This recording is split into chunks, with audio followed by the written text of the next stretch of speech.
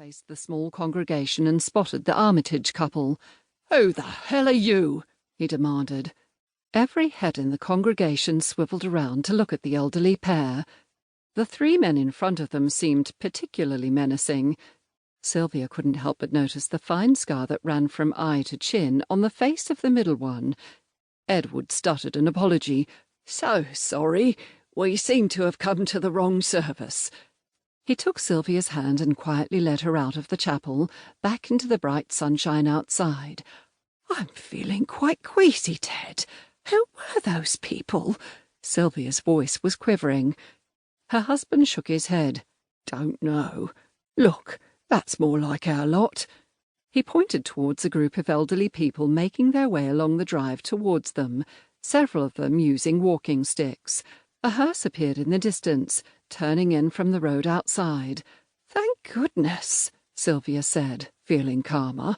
"Normal people at last." They didn't see the man who'd slipped out of the crematorium building behind them. He was obscured by shrubs, but had found a gap through which his telephoto lens pointed at the Armitage couple. Chapter 1. Missing. Monday, Week 1. Sharon Giraud was starting to feel worried. She was standing in the front porch of her parents' bungalow in Blandford, having rung the doorbell 3 times, and still there was no response. The bell was most certainly working. The sounds of the electronic chimes had carried clearly through the door, but no movement could be seen through the thick, patterned glass. She pressed her nose to the door and tried the bell one last time. Nothing.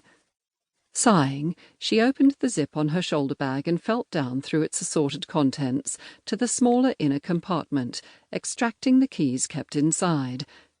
Nothing serious could have happened to her parents, surely. Admittedly, she hadn't seen them for 2 weeks, having returned from holiday with her own family only the previous day. They hadn't answered her phone call, made immediately after she and Pierre had put their 2 young children to bed, and that was strange. Her parents rarely went out on a Sunday evening, not with one of their favourite historical dramas being broadcast mid-evening. There had been no time to check on them earlier in the day, not with her own return to work and its incessant pressures. A GP's working life is one continuous logjam of problems that require immediate action, especially after a fortnight's absence. Sharon turned the key in the lock and opened the door. "Mum? Dad?" she called. There was no answer, no sound of movement. The air seemed slightly stale, as if no window had been opened for days. Impossible, surely. She'd phoned her younger brother the previous evening after their parents' lack of response, and he'd said that the elderly couple had been fine earlier that weekend. But then, he would say that, wouldn't he? Sharon realised with some certainty that her brother had been lying. He hadn't called in to see them. He probably hadn't even bothered to phone. Absolutely bloody typical of the lazy, irresponsible tow-rag. Well, they certainly weren't anywhere inside the small dwelling. It had taken Sharon only a few moments to glance in all of the rooms. They were all neat and tidy as expected. She peered out of the kitchen window with its view over the garden, her father's pride and joy. Birds scattered as a neighbour's cat sashayed down the path from the shrubs at the far end. No sign of her parents, though. She turned back to the hallway, and then her heart lurched. That pile of post gathered on the mat behind the door wasn't just from a day or 2. It looked more like a week's accumulation. Most of it was junk mail, as she would have expected, but there was a lot of it. She pulled her phone out of her bag and called her brother. Tucking her long hair behind her ears, she waited for him to answer. "Rod, you lying toad! You said you'd called in to see Mum and Dad at the weekend, but you didn't, did you?" There was a pause before he answered.